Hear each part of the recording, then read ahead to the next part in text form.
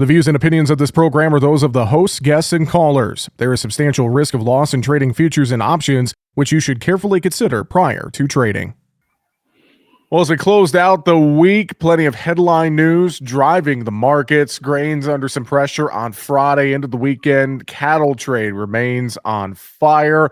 A lot for us to take a look at. Joining us now for a conversation, Tommy Grisafi with Nesvik Trading is with us here on Market Talk. Tommy, how are you, buddy? Are you keeping up with all the news headlines and more that have been impacting the markets in the last several days? Yeah, great that you brought that up. I had a chance to host for Scott on RFD on the Cow Guy, and Dan Geltrude, we call him America's accountant, he said something. It's so obvious, and everyone watching and listening should know this. When President Biden used to go out, maybe he would give comments every third day. They'd ask him something. He'd give a couple of answers, walk away. At any time when there's a camera or a microphone, and you know President Trump, he's not shy in front of the president, in front of the camera and the microphone, just like me. Is an opportunity for him to go. So he could do what you think is going to be a 2-minute press conference. He'll go for an hour. And he just starts saying all the things we're going to do, executive orders. I mean, the amount of information coming out in the news cycle is mind-boggling. And that's where that 45Z thing was hidden in, on page 100 or something that no one even knew. And it was out the day before. Crazy amount of change going on, Jess. Absolutely. Well, and I know looking at stocks, for instance, and the macro markets, of course, having indirect and direct impacts on commodities. For the most part, the stock market has been pretty receptive to the first few days of the Trump administration, Tommy. Yes, very much so. And that's because those big tech leaders are coming around saying, we're going to invest in infrastructure. To have tech, you need data centers, and to have data centers to process AI. What is AI? Who knows? We could do an hour show about that, but we're definitely going that way. And so there's just an information crunch, money crunch, and President Trump is being very specific in saying, you come to America to do business, or we're going to charge you to get in here. Like if you don't want to manufacture something here, no problem. You're going to pay a tax. So keep making your stuff wherever you want. If it's coming to this country, you're paying a tax. And that is having an effect on the markets. It's the Trump effect, right? Absolutely. Well, and I think looking over at the grain complex, let's talk there a little bit. A few different things. The dollar index pulling back a bit. I think that's helped somewhat. Plus, just the first few days of the new administration, still some fallout reaction to USDA funds moving their money around. I mean, for the most part, it's been a fairly profitable week for grain producers, Tommy, outside of Friday's pullback. Yeah, and Friday's pullback came from Argentina on Thursday when they announced they're going to lower taxes. That's to benefit their farmers, help move product. As you know, the Argentinian president has a good relationship with President Trump. I don't know how to say his name, but I could see his haircut. Milei, I believe. Yeah. Okay.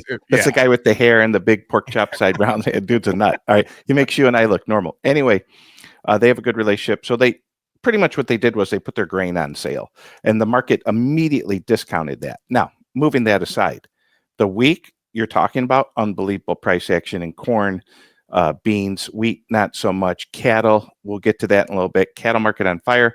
We can say with this show, cattle market, new record highs.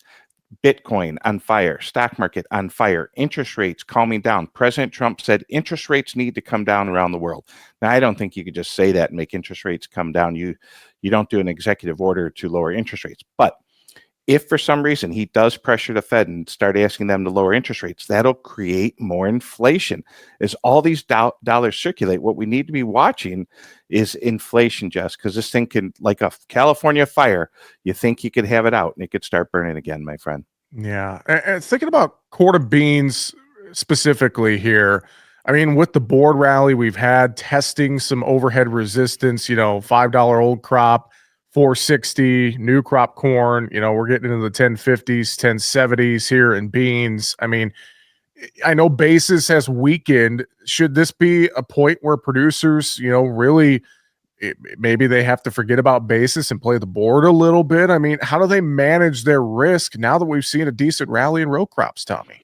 Right. Well, it's hard to get it all. So to have a strong spread market and a strong basis and a strong futures, usually you have to give up one. So look at it this way, folks. Corn's rallied 80 cents.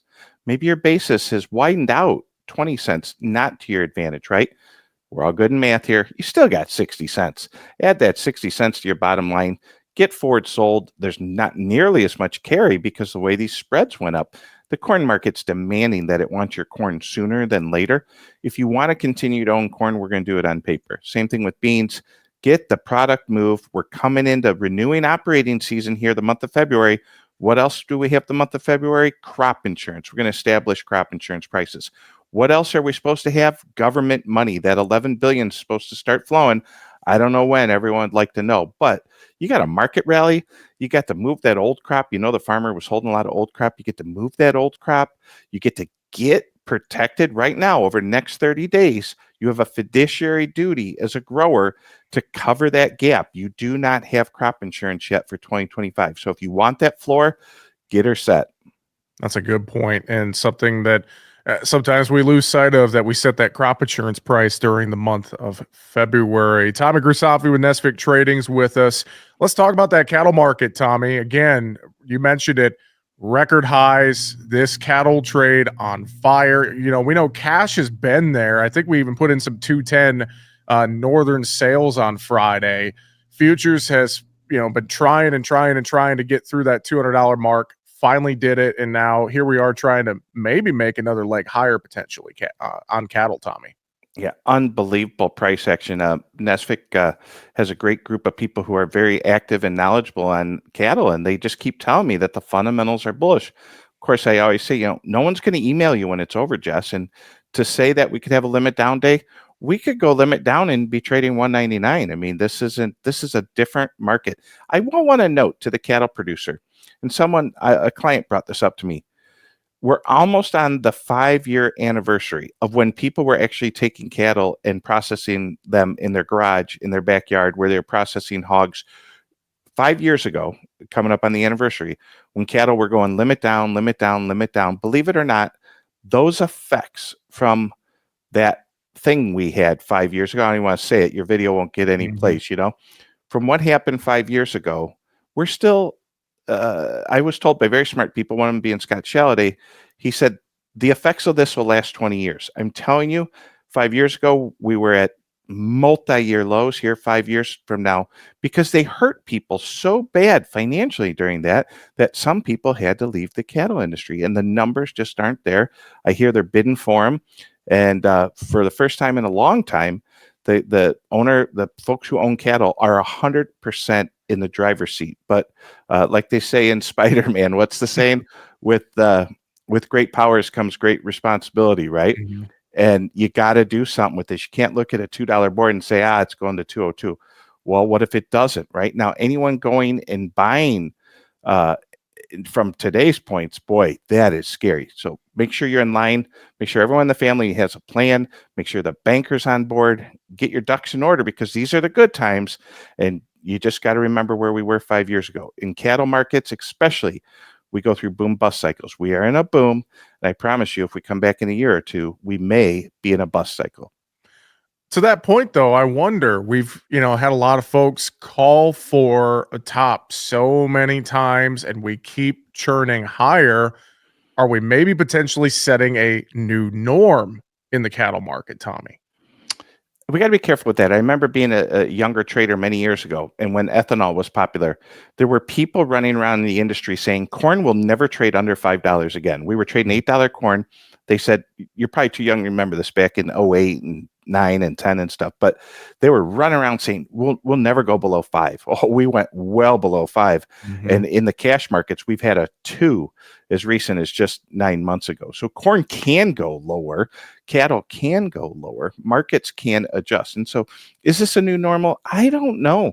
I don't know how much the consumer can tolerate of these high beef prices, and maybe other proteins will be the benefit. Maybe this will lift hogs up, or chicken or turkey or something, but you got to eat a protein somewhere, right? And we're just become this great hamburger society. I don't know who can go, a family of 4 who's working for a living can't go out and order ribeyes for the whole family today, Jess. Mm-hmm. It's a great point. Great point. Tommy, before we close it out today, any final thoughts you'd mention or reiterate to folks? Well, you've had a good opportunity here in grains, and it's nice. It's nice to see ag win. I didn't start the Ag Bull podcast because I was bearish ag, but I'm always trying to help people protect price. If we can help you protect price in cattle or grains or get forward sold, move that old crop. You and I talked about it on the episode before and the episode before that. Get banker ready. You don't need a broker to help you get banker ready, but there's some really wonderful people in ag finance. Get your finances in order so you could be the first in your banker and then get out. Let the guy with the problem who they got to call back 4 times. You don't want to be that guy. Stay in communication with your banker. We're using big dollars here. The markets go up, the markets go down. Control the things you can control, Jess. Thanks. You bet. And Tom, if folks want to reach out to you there at Nesvik Trading and Ag Bull Media, how can they get in touch? They can go to the Ag Bull website, www.agbull.com. Go under contact us. I have a little QR code there. All my information is there. Of course, I'm in Nashville, Tennessee at Nesvik Trading. Absolutely loving what I'm doing down here, helping people in markets. And every once in a while, I do a little media down the street. Absolutely. Tommy Grisafi, Nesvik Trading, Ag Bull Media. Always good to chat with you, my friend. Thanks for joining us today. Thanks, buddy. Make sure to subscribe to the Market Talk YouTube channel. You can watch our latest interviews with top market analysts in the country, find bonus content, and much more. It's easy. Just go to youtube.com/@MarketTalkAg and hit the subscribe button. Or you can search for Market Talk Ag on YouTube.